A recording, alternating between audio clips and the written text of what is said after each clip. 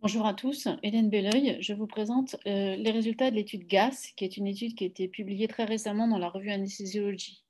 Cette étude a eu lieu au CHU dans 4 centres, dont le CHU de Rennes, qui était le centre promoteur, et l'investigatrice principale était le docteur Axel Maurice. Cette étude visait à comparer une anesthésie générale et une sédation, les deux avec un contrôle de l'hémodynamique péropératoire au cours d'une thrombectomie. L'hypothèse était que la sédation était associée à un meilleur devenir post-opératoire, mesuré par un score de Rankin modifié à 3 mois après la thrombectomie. L'originalité et la nouveauté de cette étude était que les protocoles d'anesthésie générale, de sédation et de contrôle de la pression artérielle étaient standardisés. Les protocoles étaient les suivants. Pour l'anesthésie générale, étomidate puis propofol en évoque, avec la cible max que vous voyez ici, rémifentanil en évoque et succinylcholine pour l'induction, plus ou moins suivi de curare.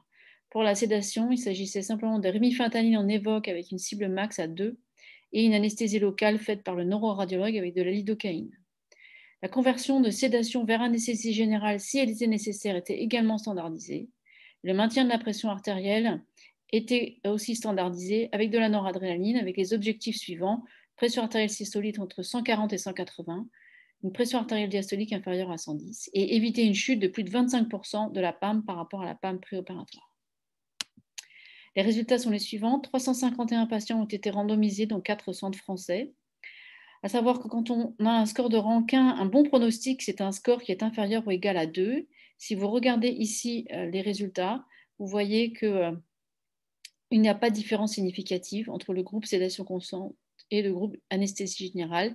Il y avait le même pronostic pour les bons pronostics, même nombre de patients qui avaient un pronostic bon, c'est-à-dire inférieur ou égal à 2.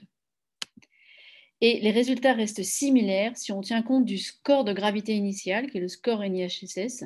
Donc, si on tient compte de ce score de gravité initial, on retrouve les mêmes résultats. Ou si on tient compte du fait que les patients ont reçu une thrombolyse IV avant, on retrouve également les mêmes résultats, c'est-à-dire pas de différence entre les deux groupes. Alors, que retenir de GAS? C'est que la sédation consciente ou l'anesthésie générale pendant le traitement endovasculaire d'un AVC entraîne un résultat fonctionnel qui est similaire à 3 mois. Alors que dans le groupe sédation, il y avait une plus grande incidence d'échecs techniques.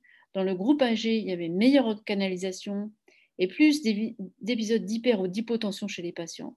Mais tout ceci était sans influence sur les résultats fonctionnels, puisque celui-ci était à nouveau similaire à 3 mois. D'un point de vue pratique, on peut penser que les médecins voudraient privilégier l'anesthésie générale car le résultat est similaire à la sédation consciente et est associé à plus d'échecs et la sédation consciente est associée à plus d'échecs techniques et est moins confortable pour le neuroradiologue. Cependant, il ne faut pas oublier que l'anesthésie générale est associée à des complications, notamment parfois à la gestion difficile des voies aériennes, et qu'au final, le choix entre les deux techniques doit donc être personnalisé pour le patient, et c'est ce que GAS nous a appris. On peut faire les deux, sédation ou anesthésie générale, et qu'il faudra adapter notre technique à chaque situation, à chaque patient. Je vous remercie.